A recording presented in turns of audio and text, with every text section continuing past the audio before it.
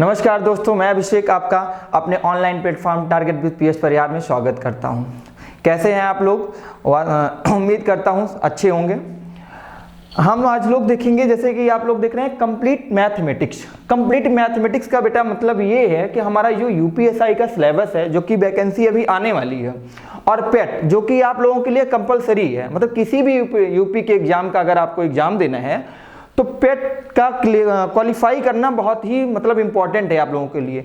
तो हम लोग और हमारी टीम आपके लिए लेके आई है कंप्लीट मैथमेटिक्स, और हम लोग आप लोग कंप्लीट मैथ यहाँ पढ़ाएंगे विद चैप्टर सॉल्यूशन के साथ। सारी प्रैक्टिस शीट दी जाएगी आप लोगों को, विद पीडीएफ नोट्स के साथ दिया जाएगा।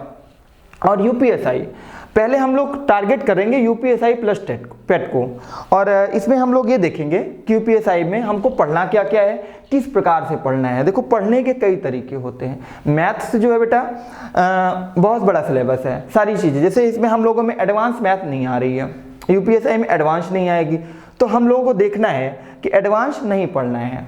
और हम लोग अपना शुरुआत करेंगे पहले चैप्टर से, आपके एकदम बेसिक से। और हो सकता है कुछ बच्चे पहले से पढ़े हों यहाँ पे, और हो सकता है मतलब उनको पहले ज़्यादा नॉलेज हो, लेकिन आपको हमको सबको लेके चलना है। एक सिंगल बच्चों में सबको लेके चलना है। तो जो लोग पहले से थोड़ा पढ़ चुके हैं वो आप लोग अपना पेशेंस बना के रखें, और जो बच्चे अभी बिगिनर हैं, जिनकी स्टार्टिंग है, वो ध्यान से पढ़ें। प्लस आप लोग कॉपी और पेन लेके बैठ जाइए। चलिए हम लोग देखते हैं।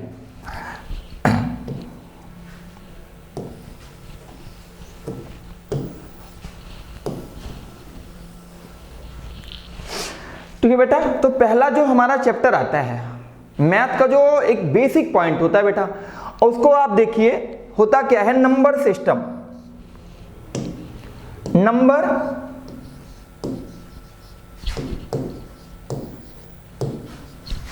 सिस्टम, नंबर सिस्टम का संख्या पद्धति।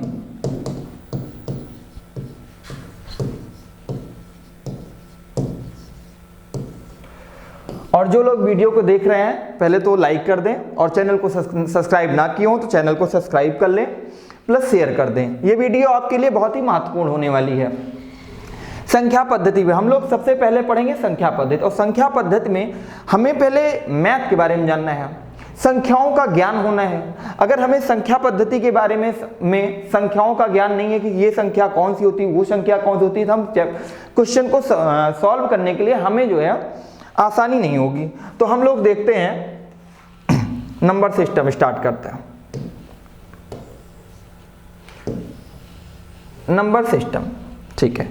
नंबर सिस्टम बेटा होता क्या है, इसको हम दो पार्टों में डिवाइड करते हैं। पहले नंबर सिस्टम को दो पार्ट में डिवाइड करते हैं, ठीक है। एक होता है वास्तविक संख्या,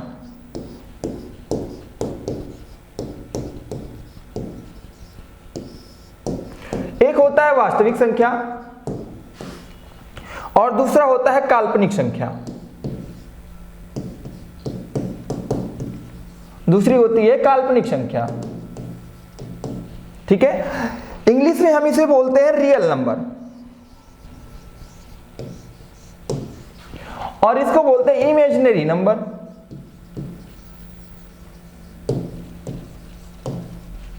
इमेजिनरी नंबर।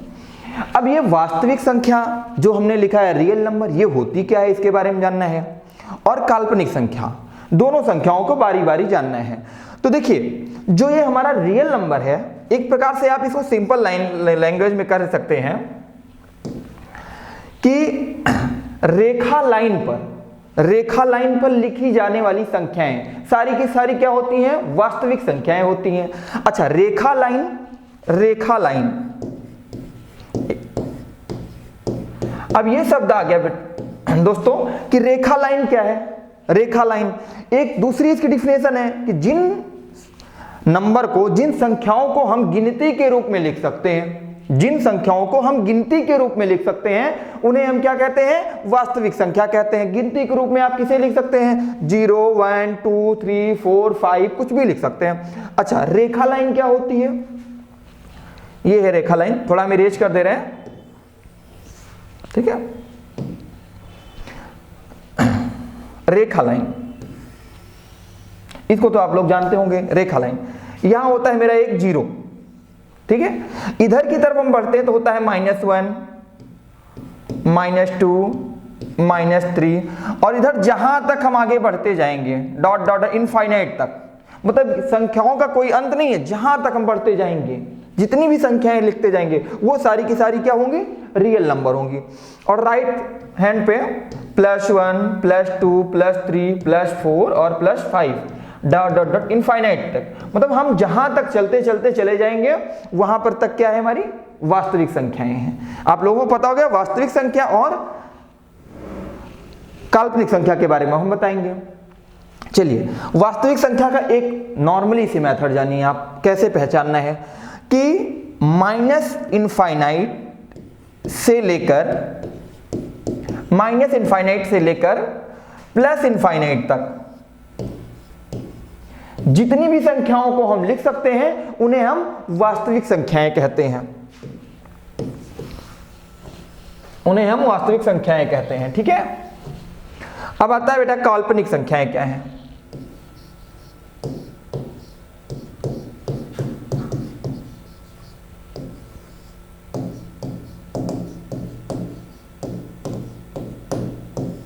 काल्पनिक संख्याएं, ठीक है, काल्पनिक संख्याएं। और काल्पनिक संख्याओं के बारे में हमें जानना है कि जो संख्याएं, काल्पनिक संख्याओं के बारे में हमें जानना है। आप तो पहले रियल नंबर के बारे में जान गए और अब हम चलते हैं काल्पनिक संख्याएं। काल्पनिक संख्या बेटा वो संख्याएं होती हैं जैसे आपने लिखा -√7, -√3 या +3 या -3 कुछ भी, और आप आगे भी लिख सकते हैं कुछ भी, मतलब अंडर रूट के अंदर जो भी संख्याएं लिखे, √15, √19, जो भी इतनी सारी संख्याएं हमारी हैं ये सारी की सारी क्या है, काल्पनिक संख्याएं। नो, हम रेखा लाइन पे आप इन्हें लिख सकते हैं, नहीं लिख सकते हैं। आप लोगों से एक रिक्वेस्ट है कि आप लोग जो बच्चे इसको पढ़ चुके हैं नंबर सिस्टम के इस पार्ट को, कृपया वो भी पेशेंस बनाए रखें। आपको आने वाले टाइम में अगले क्लास में या इसके बाद वाली क्लास में क्वेश्चन अच्छे अच्छे मिलेंगे, आपके लेवल के क्वेश्चन मिलेंगे, लेकिन हमको क्या है, सबको लेके चलना है बेटा, इसलिए हमको एकदम बिल्कुल बेसिक से पढ़ाना पड़ रहा है। और ये हमारा वादा है, 0 से हीरो बना देंगे। और आप लोग जो भी मेरे शेर लोग देख रहे हैं वीडियो को, वो वीडियो को लाइक करते रहें और शेयर जरूर करते रहें, ठीक ना। आप लोग लाइक और शेयर करने में कंजूसी करते हो, ऐसा बिल्कुल ना किया करो भाई, ठीक है मेरे शेरों। चलते हैं, हम चलते हैं अगला, ठीक है। तो काल्पनिक संख्याएं होती हैं, ठीक है। काल्पनिक संख्याएं क्या होती हैं, ये देखा, इनको हम क्या आयोटा भी कहते हैं, आयोटा, ये आयोटा है, इनको हम आयोटा भी कहते हैं। आयोटा एक्चुअली होता क्या है ये आप जानिए। आयोटा क्या होता है, आयोटा होता है माइनस में √1। आयोटा, आयोटा की वैल्यू होती है माइनस में √1, माइनस में √1, ठीक है। आप लोगों को पता होगा आयोटा की वैल्यू क्या होती है, माइनस में √1। अब जैसे कि हम कोई संख्या लिखते हैं, मान लो जैसे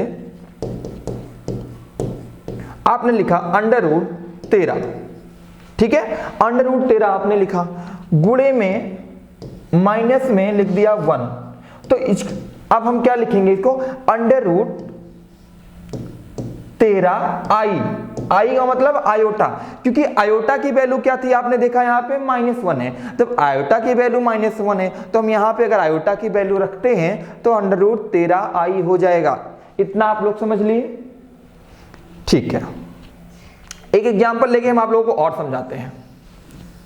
जहां ना समझ में आए बेटा कमेंट बॉक्स में आप लोग कमेंट कर दीजिएगा, इसका जवाब जो है अगले लाइन अगली क्लास में आप लोगों को मिल जाएगा, ठीक है। जैसे मान लीजिए आपने लिखा है √19 इंटू -1, अब इसको इसका उत्तर क्या आएगा, √19 आयोटा आई। देखो -1 का अगर आप स्क्वायर करते हो, -1 का स्क्वायर करोगे तो -1 गुणे -1 क्या हो जाएगा, +1, तो +1 क्या हो गया आई। वैल्यू कितनी है आयोटा की, अभी आपने पीछे देखा था कितनी है आयोटा की वैल्यू, -1 है, ठीक है। अब आगे चलते हैं हम लोग, आप रियल नंबर के बारे में तथा काल्पनिक संख्याओं के बारे में जान गए। एक बार हम फिर से नॉर्मली एक बार फिर से रिपीट कर देता है। रियल नंबर वो नंबर होते हैं जिन्हें हम रेखा लाइन पर लिख सकते हैं, या रियल नंबर वो नंबर होते हैं जिन्हें हम गिनती के रूप में लिख सकते हैं, और काल्पनिक संख्याएं वो होती हैं जिन्हें हम रेखा लाइन पे नहीं लिख सकते। जैसे कि अभी आपको एग्जाम्पल बताया, -√13, -15, 19, अंडर में सारी संख्या अंडर रूट के अंदर। आगे चलते हैं बेटा, हम लोग लिखते हैं।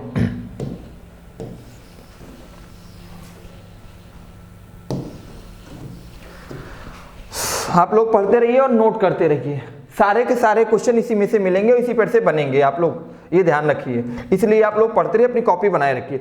आगे चलते हैं कि प्राकृतिक संख्याएं क्या होती हैं, नेचुरल नंबर।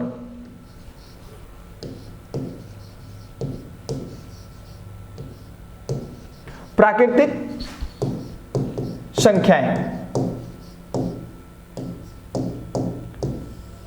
और आपको लोगों को एक चीज और बता दें, इन क्वेश्चन के लेवल से ये मत समझिएगा कि इसका लेवल, हर चैप्टर का लेवल ऐसे ही पढ़ाया जाएगा। आपको ऐसे लेवल के क्वेश्चन पढ़ाए जाएंगे कि एक फार्मूला ऐसा बताया जाएगा आपको, एक यूनिक फार्मूला जिससे पूरे के पूरे चैप्टर सॉल्व हो जाएगा। मैथ का कोई भी चैप्टर होगा, एक फार्मूला आपको बताया जाएगा जिससे पूरा का पूरा चैप्टर सॉल्व हो जाएगा। ठीक है। प्राकृतिक संख्याएं क्या होती है, नेचुरल नंबर जिन्हें कहते हैं, नेचुरल नंबर। ठीक है, नेचुरल नंबर। अब हम कहते हैं नेचुरल नंबर, नेचुरल नंबर क्या होते हैं, नॉर्मली हमारे जो नंबर होते हैं 1, 2, 3, 4, 5 से इनफाइनाइट तक, ये हमारे क्या है, नेचुरल नंबर है। ठीक है, मतलब जो भी संख्याएं हैं 1, 2, 3, 4, 5, 7, 8, 9 जितनी भी संख्याएं हैं, ये हमारे क्या है, नेचुरल नंबर होते हैं। नेचुरल नंबर हम इन्हीं को कहते हैं, नेचुरल नंबर इन्हीं को। आगे क्या आता है इसके आगे,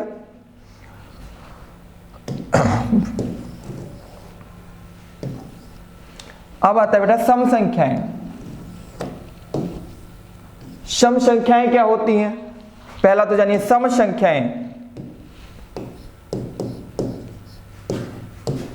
सम संख्या क्या होती है, सम संख्या वो संख्या होती है जिन्हें हम 2 से पूरा पूरा विभाजित कर देते हैं। सम संख्याएं वे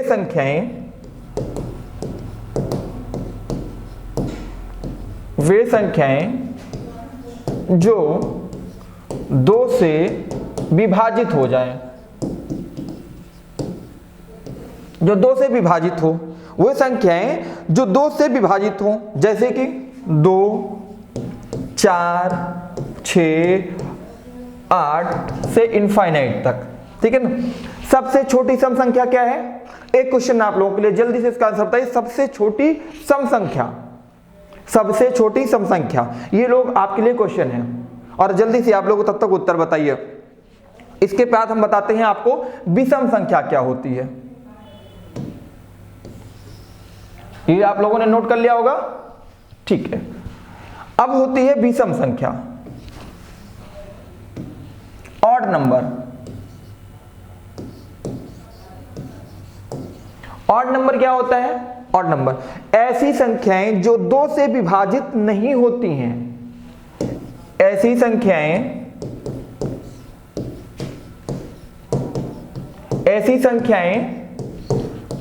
जो 2 से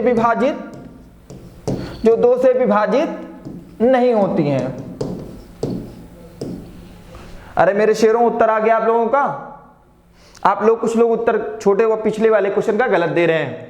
देखिए कह रहे हैं सबसे छोटी संख्या क्या होती है, 2, सम संख्या 2 होती है। सबसे छोटी सम संख्या 2, सबसे छोटी मैंने पूछा 2, ये मैं कहता हूं बिल्कुल गलत है, मैं प्रूव करता हूं। सबसे छोटी सम संख्या आपने कहा जो सर 2 से विभाजित हो जाए, कट गया, 1 आ गया। ठीक है, बिल्कुल आपकी बात सही है, लेकिन क्या -2 नहीं हो सकती है, ये भी तो कट के -1 आ सकता है। -4 नहीं हो सकती है, -4 तो -2 से भी छोटा है, तो इसका उत्तर कितना आ गया, -2। तो हमने आपसे पूछा था सबसे छोटी सम संख्या क्या होती है। ठीक है दोस्तों, सबसे छोटी सम संख्या मैंने आपसे पूछा था, तो आपने क्या बताया, 2। लेकिन हमने क्या बताया, सबसे छोटी सम संख्या 2 नहीं होती है। क्यों नहीं होती है, कि आप जो है -2 भी होती है। अगर हमने पूछा, अगर मैं पूछूंगा आपसे कि धनात्मक में या ऋणात्मक में, तब आप बता सकते हैं। धनात्मक की सबसे छोटी संख्या क्या होती है, 2, लेकिन ऋणात्मक में तो इनफाइनाइट तक जाती रहेगी आगे तक। ठीक है, चलिए विषम संख्याएं आपको मैंने बताया क्या होती हैं। अच्छा, विषम संख्याओं के बारे में ये जानना है, विषम संख्याएं क्या होती हैं। जैसे एग्जांपल 1, 3, 5, 7, ठीक है, जो 2 से विभाजित नहीं होती हैं उन्हें ही हम विषम संख्याएं कहते हैं। देखो इसमें एक सिस्टम ये आता है कि बच्चा कहता है कि सर ये एक क्या चीज है, एक ये चीज है, 1 2 से विभाजित हो रहा है, नहीं हो रहा है, 3 नहीं हो रहा है, 5 नहीं हो रहा है, 7 बिल्कुल नहीं हो रहा है।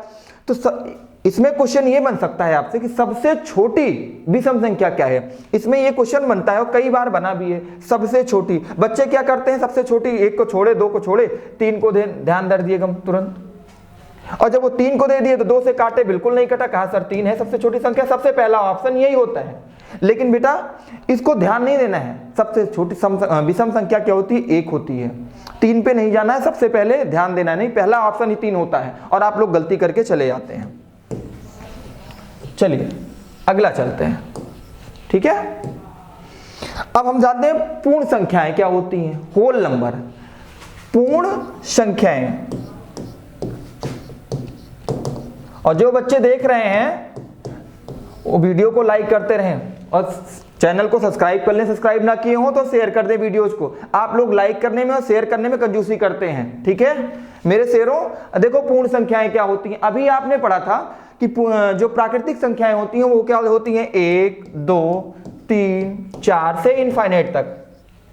तो शेर लोग इसमें अगर आप आगे 0 भी जोड़ दिए ना तो हो गया पूर्ण संख्या, और कुछ नहीं करना है। मतलब हमें प्राकृतिक संख्याओं में क्या करना है, 0 जोड़ देना है, तो हमारी क्या हो जाती है पूर्ण संख्याएं, और कुछ भी नहीं करना है। कोई आपसे डिफिनीशन पूछ लिया आपसे कहीं पे एग्जाम में कि पूर्ण संख्या क्या होती है, आपसे दे दिया 1 2 3 4 5 या कुछ भी दे दिया, तो उसमें अगर 0 अगर है संख्या में, अब क्वेश्चन कैसे आ सकता है, मान लीजिए पूछा गया कि पूर्ण संख्याएं क्या होती हैं, तो आपको करना, एग्जाम्पल आ गया 1 2 3, मान लो दूसरा आ गया 2 8 9, 5 आ गया, 7 आ गया, 9 आ गया, और चौथा एग्जाम्पल दे दिया 3 5 0। अगर इसमें 0 है किसी भी संख्या में, अगर आपको ध्यान रखना है, अगर 0 है किसी संख्या में तो वो पूर्ण संख्या है, चाहे आगे हो 0 चाहे पीछे हो 0, ठीक है। अब चलते हैं आगे की तरफ। इतना समझ में आया? जिन बच्चों को कोई डाउट हो रहा हो तो वो कमेंट बॉक्स में जाके दे दें, कमेंट लिख दें। अगली क्लास में उनको उसका डाउट मिल जाएगा। और आप लोग रेगुलरली क्लास करते रहिए, आपको आने वाले टाइम में 5 से 7 दिन के बाद लाइव क्लासें मिलेंगी, तो आप लोग बिल्कुल निश्चिंत रहें। हो सकता है कुछ बच्चे ये सोच रहे हों कि सर अभी तो नॉर्मल लेवल का पढ़ा रहे हैं, लेकिन बेटा ये सोचो आप, जो बच्चे बिगिनर हैं हमको उनको लेके चलना है आपके साथ, उनको आपके बराबर करना है। हम बिल्कुल अच्छी तरीके से जानते हैं, आप लोग पढ़ चुके हैं, लेकिन आपको तो जो बच्चे बिगिनर हैं उनको तो मैं साथ लेके चलूंगा ना, तो जैसे आपके भाई लोग आपके भी बराबर चले हैं। चलिए ठीक है, आगे हम देखते हैं कि रियल नंबर होते क्या हैं। हमको आता है एक real number, real number, real number. अब सबसे ज्यादा मोस्ट इंपॉर्टेंट यही बनता है रियल नंबर, सबसे ज्यादा खेल यहीं से शुरू हुआ हमारा रियल नंबर। रियल नंबर से जब हमारा खेल शुरू हुआ तो होता है, रियल नंबर के 2 पार्ट होते हैं। एक होता है बाबू इंटीजर, इंटीजर्स जिसको हम हिंदी में कहते हैं पूर्णांक। वैसे आप लोग परेशान मत होइएगा, हमारी हिंदी बहुत अच्छी है, मान लो कहीं कहीं गलत हो जाए तो परेशान बिल्कुल होने की जरूरत नहीं है, ठीक है ना, लेकिन इंग्लिश गलत नहीं होगी, चिंता ना करें आप लोग। और दूसरा क्या होता है, दूसरा होता है डेसिमल। और इन दोनों में सबसे ज्यादा खतरा पैदा करने वाला है वो है डेसिमल। अब डेसिमल का क्या यूज है, बच्चे सोच रहे होंगे डेसिमल तो यही है, अरे नहीं बिल्कुल नहीं, अभी देखना यूज क्या होंगे डेसिमल के। खतरा पैदा करने वाला है, जैसे आप लोगों के गांव में कोई ना कोई इंसान होता है ना एकदम झगड़ालू, वैसे ये झगड़ालू है और कई तरीके से झगड़ा करने वाला है। तो झगड़ालू कौन है, डेसिमल। चलिए अब डेसिमल के भी कई पार्ट होते हैं, हम आप लोगों को बताएंगे। डेसिमल के क्या होता है, डेसिमल के 2 पार्ट होते हैं। पहले इंटीजर को हम बाद में लेंगे, पहले डेसिमल को लेंगे, ठीक है। तो इंटीजर को हम ले, पहले इंटीजर को हम बाद में लेंगे, इसमें जो पार्ट है इंटीजर को बाद में लेंगे, डेसिमल को पहले लेंगे, क्यों डेसिमल, ठीक है। अब डेसिमल के 2 पार्ट होते हैं, देखिए एक होता है टर्मिनेटिंग, टर्मिनेटिंग डेसिमल,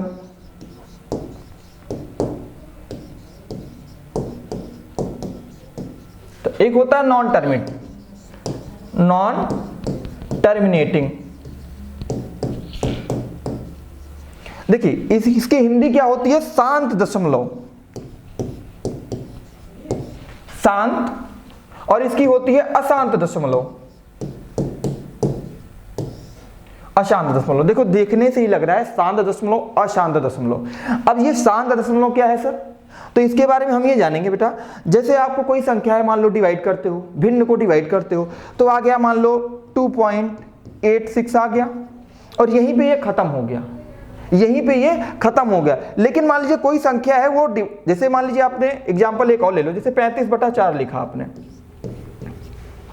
अब इसको आपने काटा 4 8 32, और उसके बाद आपके पास क्या चला, 3 बचा, और 4 8 32 और पॉइंट लगाया आपने, 0 बढ़ाया तो 4 7 28 हो गया, और आपके पास फिर 2 बच गया तो 4 5 20। मतलब इसका जो टर्मिनेटिंग है यहीं पे ये खत्म हो गया, तो ये हो गया शांत दशमलव। अगर ये यहीं पे खत्म हो गया तो ये शांत दशमलव हो गया। लेकिन अशांत दशमलव ये अशांति फैलाता है, और इसकी अशांति को आपको दूर करना है। अशांत दशमलव क्या होता है, जिसका कोई अंत ही नहीं, जैसे आ गया 0 3 3 3 3 3 3 4 5 6, कुछ भी आ गया, 0.8 9 10 1 4 3 2 5, मतलब इसका कोई अंत नहीं है, मतलब अनंत है एक प्रकार से, जैसे आकाश है ना जमीन से, जिसका कोई अंत ही नहीं है। तो जैसे ये हो गया अशांत दशमलव। अशांत नाम से पता चल रहा है कि ये परेशान करने वाला है, अशांत।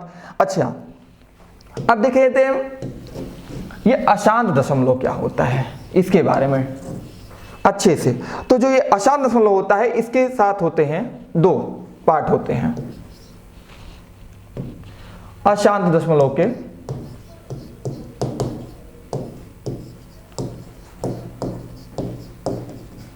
अशांत दशमलव, अशांत दशमलव जो होता है देखना है इसमें रिपीटिंग और होता है नॉन रिपीटिंग। एक होता है रिपीटिंग और दूसरा पार्ट क्या है, नॉन रिपीटिंग।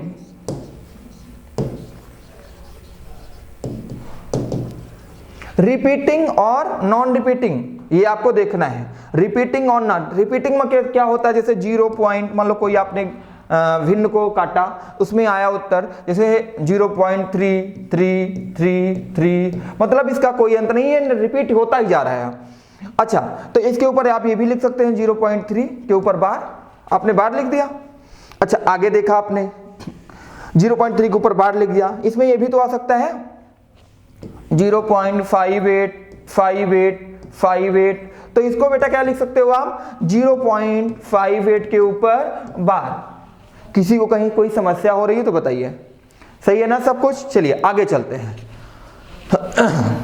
मान लीजिए आ गया 0.598 मतलब ये जो है एक सीक्वेंस है 598 का, जो बार बार रिपीट हो रहा है, बार बार रिपीट होता है, तो आप इसको क्या लिखते हो 0.598 के ऊपर बार।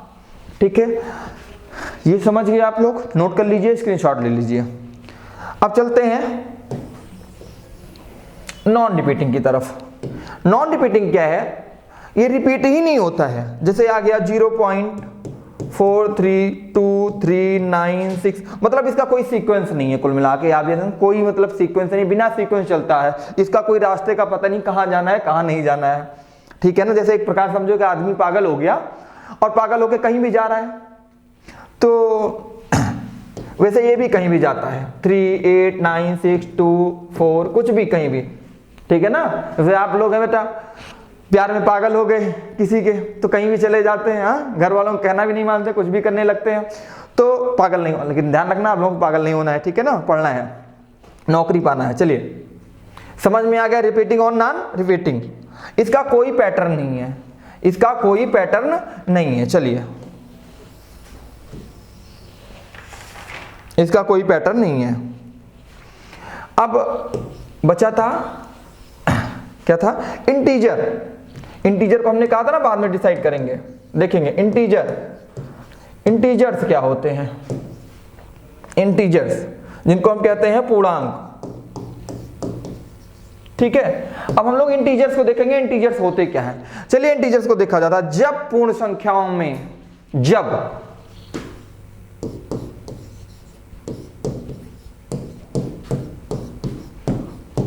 पूर्ण संख्याओं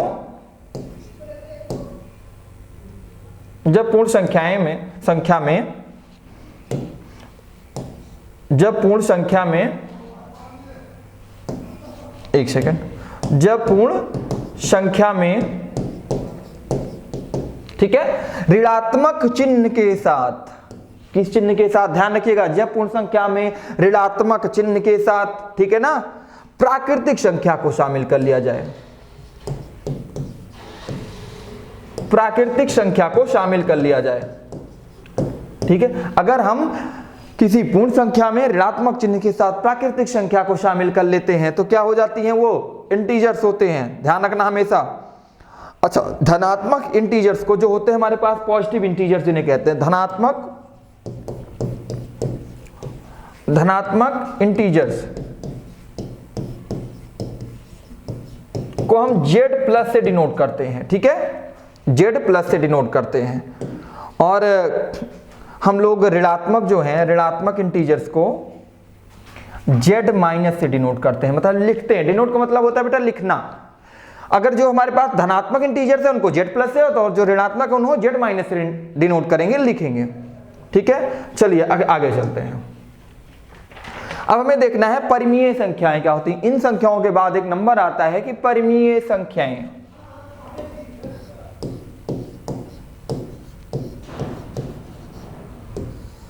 परिमेय संख्या, देखो दोस्तों, मैं एकदम बेसिक से चल रहा हूं, आपको एकदम बेसिक से लेके चलेंगे, और नो डाउट अच्छे अच्छे क्वेश्चन होंगे अगली क्लास में, आप लोग देखेंगे अच्छे अच्छे क्वेश्चन मिलेंगे आप लोग, ठीक है।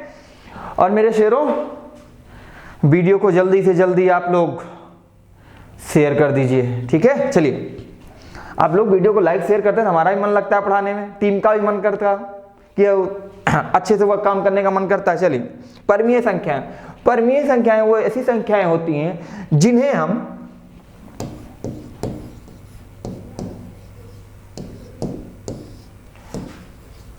हम P बाई Q फॉर्म में लिख सकते हैं।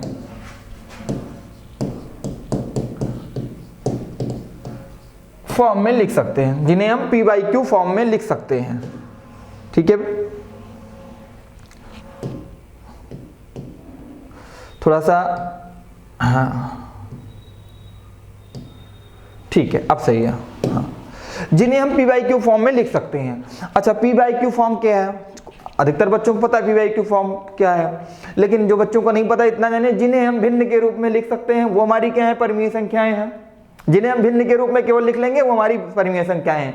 सेकंड समझिए दूसरा, जिन्हें हम बटे सही में लिख लें, बटे सही के रूप में लिख लें, सही बटे के रूप में लिख लें, जिनको ऊपर नीचे लिख लें। नॉर्मली लैंग्वेज में जानिए आप लोग कि जिन्हें ऊपर नीचे, बटे सही, सही बटे के रूप में लिख लें, वो क्या है? हमारी परिमेय संख्या है। जैसे कि एग्जाम्पल लेते हैं कोई, जैसे कि आप लिख 13 बटे में 5, ठीक है, ये क्या है? परिमेय संख्या। दूसरा ले लीजिए 14 बटे में 3, 19 बटे में 6, ये सारी की सारी क्या है? परिमेय संख्याएं हैं। और सारे एग्जाम्पल लेके हम आप लोगों को बता दे रहे हैं। परिमेय संख्याएं क्या है? 20 बटे में 3, 18 बटे में 7, ये सारी की सारी परिमेय संख्या है। लेकिन एक चीज आप ये लोग कह सकते हो, सर 20 बटे में 5 परिमेय संख्या नहीं है, ये भी तो बटे सही। लेकिन देखो दोस्तों कि ये 5 से 20 कट जा रहा है पूरा पूरा और 4 आ गया, तो आप 4 को कैसे बटे सही के रूप में लिखोगे? तो इसलिए परिमेय संख्या नहीं है। परिमेय संख्याएं वही संख्या होती हैं जिन्हें हम P बाई Q के फॉर्म में लिख सकते हैं, बटे सही के फॉर्म में लिख सकते हैं, या भिन्न के फॉर्म में लिख सकते हैं। अब इसी में देखते हैं हम अपरिमेय संख्या क्या होती है। अपरिमेय संख्या, अब अपरिमेय संख्या क्या होती है? ध्यान रखना, जो अपरिमेय संख्या है जिन्हें हम P बाई Q के फॉर्म में नहीं लिख सकते, जिन्हें हम P बाई Q के फॉर्म में नहीं लिख सकते,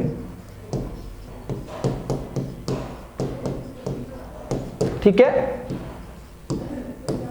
जिन्हें आप P बाई Q के फॉर्म में नहीं लिख सकते, वो अपरिमेय संख्याएं होती हैं। जैसे एग्जांपल के लिए ले लो √3, √5, √7, ठीक है ना, यहाँ पे ले ले बहुत सारे हैं, √11, ये सारी की सारी अपरिमेय संख्याएं हैं। पाई भी ले सकते हो आप लोग, पाई। कुछ बच्चे कह रहे हो पाई गुरुजी सर पाई तो 22/7 होता है, पाई का जो मान होता है 22/7 होता है, लेकिन आपको लोग बता दें नो डाउट पाई का मान 22/7 अप्रॉक्स होता है, ना कि कंफर्म होता है, मतलब 100% ये श्योर नहीं है कि यही होता है। आप काटोगे तो इसकी वैल्यू कुछ और आएगी और आगे आती ही जाएगी, मतलब आती ही जाएगी, आगे आती ही जाएगी। इसलिए कह रहे हैं 22/7 इसका जो है परफेक्ट मान नहीं है। तो पाई इसलिए क्या है, अपरिमेय संख्या है। लेकिन 22/7 है, 22/7 जो है वो एक परिमेय संख्या है और अपरिमेय संख्या पाई है। डाउट क्लियर हो गया? चलिए ठीक है, आप लोग नोट करते रहिए, आगे चलते हैं।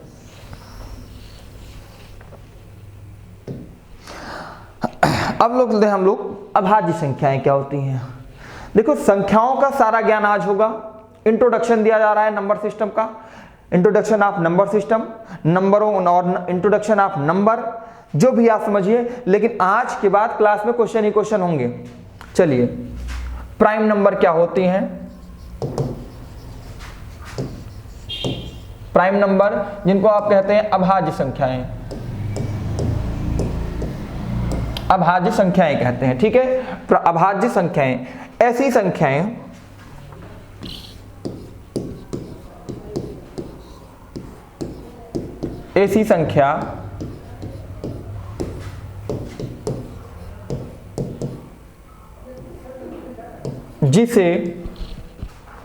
ऐसी संख्या जिसे केवल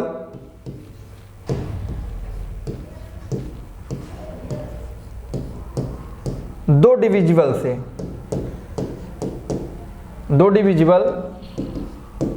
से डिवाइड किया जा सके, ऐसे इनको उन्हें हम अभाज्य संख्याएं प्राइम नंबर कहते हैं। अच्छा, दो संख्याएं ऐसी संख्याएं जिन्हें हम केवल दो संख्याओं से ही डिविजिबल भाग कर सकें, ऐसी संख्याएं क्या होती हैं? प्राइम नंबर कहलाती हैं।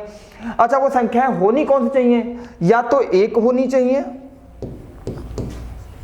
या तो एक, या तो वो संख्या खुद होनी चाहिए, या तो खुद वो संख्या हो, खुद संख्या हो। अगर कोई संख्या लिखी है या तो एक से डिवाइड होती है या वो खुद से डिवाइड होती है तो उन्हें हम प्राइम नंबर कहेंगे, ठीक है। या तो वो खुद से डिवाइड हो या तो वो एक से डिवाइड हो, उन्हें हम प्राइम नंबर कहेंगे। जैसे कि 3 ले लो, 3 किससे डिवाइड हो रहा है? एक से तो डिवाइड हो रहा है, प्लस 3 3 से भी डिवाइड हो रहा है, ठीक है ना। 5 ले लो, 5 1 से भी डिवाइड हो रहा है, 5 5 से भी डिवाइड हो रहा है। तो ये संख्याएं क्या है? सारी की सारी प्राइम नंबर हैं, ठीक है। अच्छा, आप लोगों से पूछा यहीं पे कि सबसे छोटी प्राइम संख्या कौन सी, सबसे छोटी अभाज्य संख्या कौन सी? जल्दी से बताएं आप लोग, सबसे छोटी अभाज्य संख्या कौन सी है? सबसे छोटी 3 नहीं है, 2 होगी। 2 क्यों? 2 भी है जो 2 से डिवाइड होती है, या तो 2 1 से डिवाइड होगी बस, और किसी संख्या से डिवाइड नहीं होगी।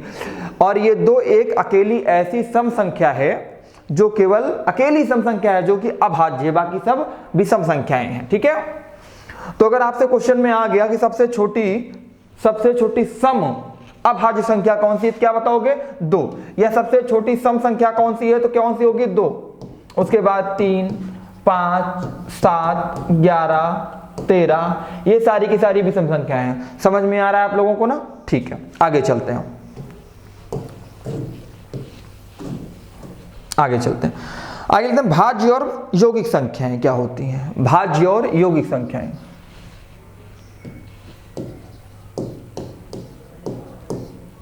भाज्य या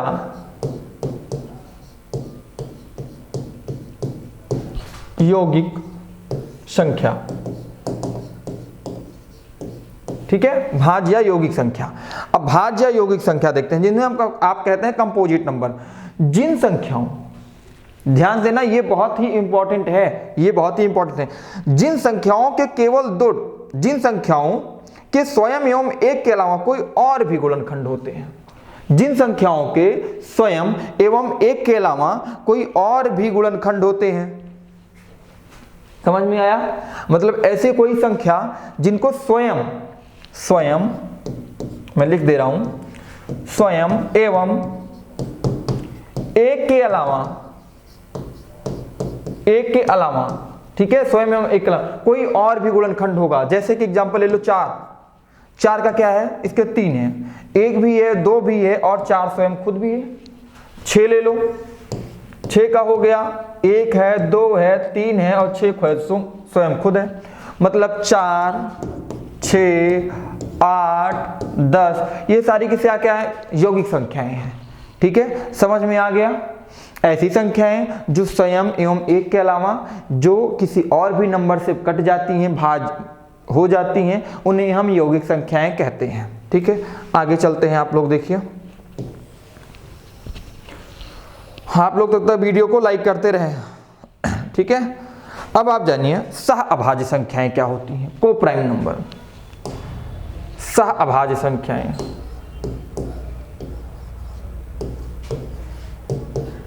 सह अभाज्य संख्याएं, ठीक है, को प्राइम नंबर, सह अभाज्य संख्याएं, कुछ जिन संख्याओं में कुछ भी समान ना हो,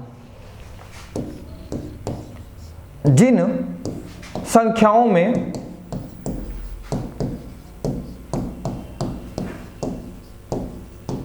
में कुछ भी समान ना हो, कुछ भी समान ना हो। अगली क्लास से आप लोगों को इतना मेहनत नहीं करनी पड़ेगी, पीपीटी फॉर्म में मिलेगा, जिससे आप लोगों को समझने में और हमें पढ़ाने में थोड़ा आसानी होगी और जल्दी भी होगी। जिन संख्याओं में कुछ भी समान ना हो, जैसे कि देखिए कुछ भी समान नहीं होना चाहिए दोनों संख्याओं में, और 2 संख्या होनी चाहिए। जैसे कि आप एग्जांपल देख लीजिए 5 और 7, ठीक है ना, और दूसरा कोई भी एग्जांपल ले लीजिए 16, 25 ले लीजिए। देखो इन दोनों संख्याओं में कुछ भी समान है नहीं है। अच्छा, एक चीजें और जानिए ध्यान से, इनका HCF 1 होना चाहिए, महत्तम समापवर्तक इनका 1 होना चाहिए। तो देखो 5 और 7 का HCF क्या होगा, 1 ही होगा। 16 और 25 का 1 ही होगा। ठीक है, तो ऐसी संख्याएं क्या होती हैं, सह अभाज्य संख्याएं होती हैं। आप लोग नोट कर लीजिए, स्क्रीनशॉट ले लीजिए। आगे चलते हैं, इसके बाद हम हो गया। अब हम लोग देखेंगे परफेक्ट नंबर क्या होते हैं।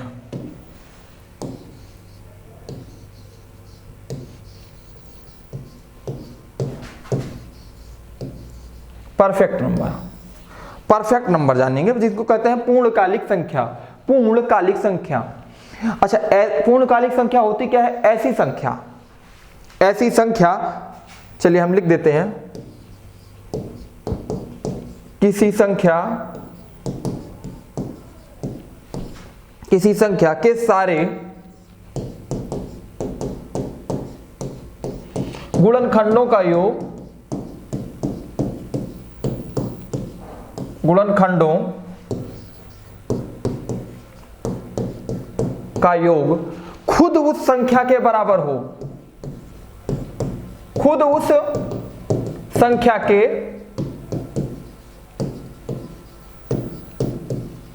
बराबर हो, उसे कहते हैं परफेक्ट नंबर।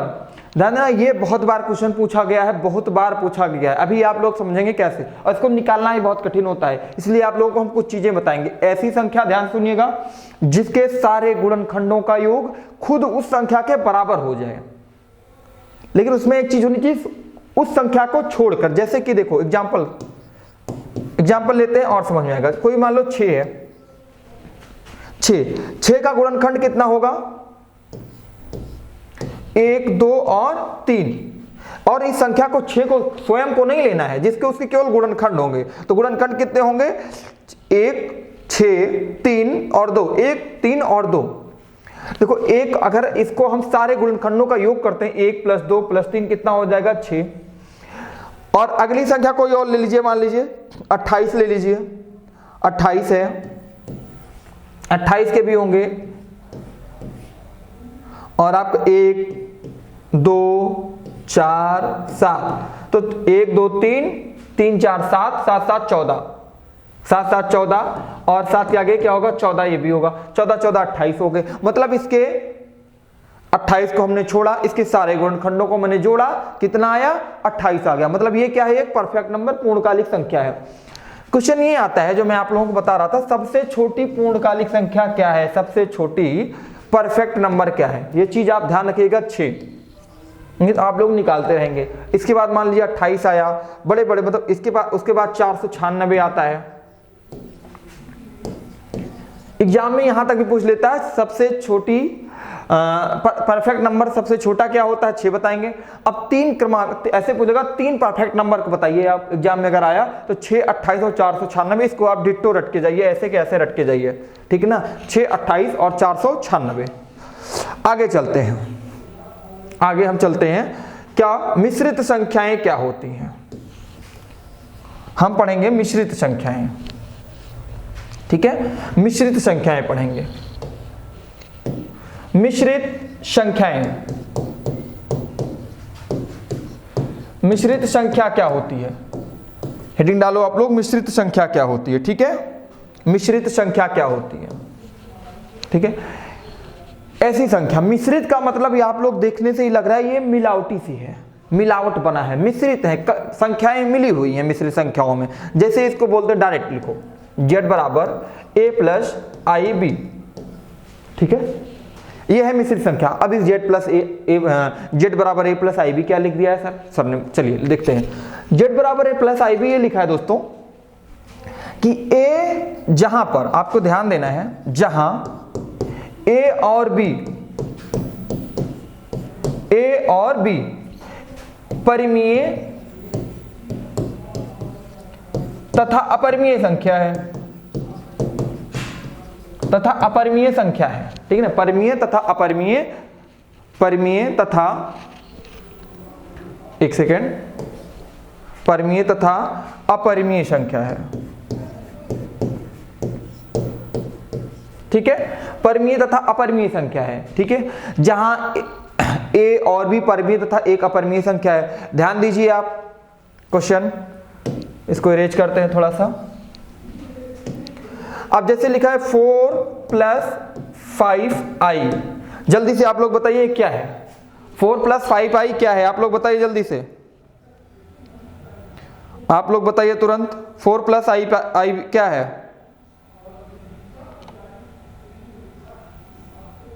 पता चला। ये एक मिश्रित संख्या है, 4 प्लस 5i ये एक मिश्रित संख्या। कैसे, 4 और 5 तो ये मान लीजिए परिमेय का परिमेय हो गई, लेकिन ये आयोटा है, मैंने पहले बताया था आयोटा। आयोटा क्या होता है आपको मैंने बताया था, -1 होता है। तो ये क्या हो गया, मतलब ये संख्याएं हो गई हैं 4 प्लस आई परिमेय तथा अपरिमेय हो गई हैं, ठीक है ना, परिमेय तथा अपरिमेय हो गई हैं। उसके बाद आयोटा है -1, ठीक है, आयोटा है -1। तो आपको कहना समझ में आया ना, मिश्रित संख्या क्या होती है, z a बराबर a प्लस आई बी, मतलब इसमें परिमेय भी जुड़ा है, अपरिमेय भी जुड़ा है, और आपका आयोटा भी आ गया है। आयोटा की वैल्यू मैंने पहले आपको बताया था -1 होता है। तो आप लोग आज जो है नंबरों के बारे में जान गए, पूरी संख्या पद्धति का जो सार है एक प्रकार से, जिसपे हमको वर्क करना है, प्लेटफॉर्म बनाना है, इस प्लेटफॉर्म के बारे में जान गए। एक ग्राफ हम लोग आप लोगों को मैं प्रोवाइड करा दूंगा पीपीटी के जरिए और पीडीएफ के जरिए भी, वो आप लोग डाउनलोड कर लीजिएगा, जिससे सारा हो जाए, आप लोग समझ जाएंगे। और तब तक के लिए नमस्कार, मिलते हैं अगली क्लास में। Thank you.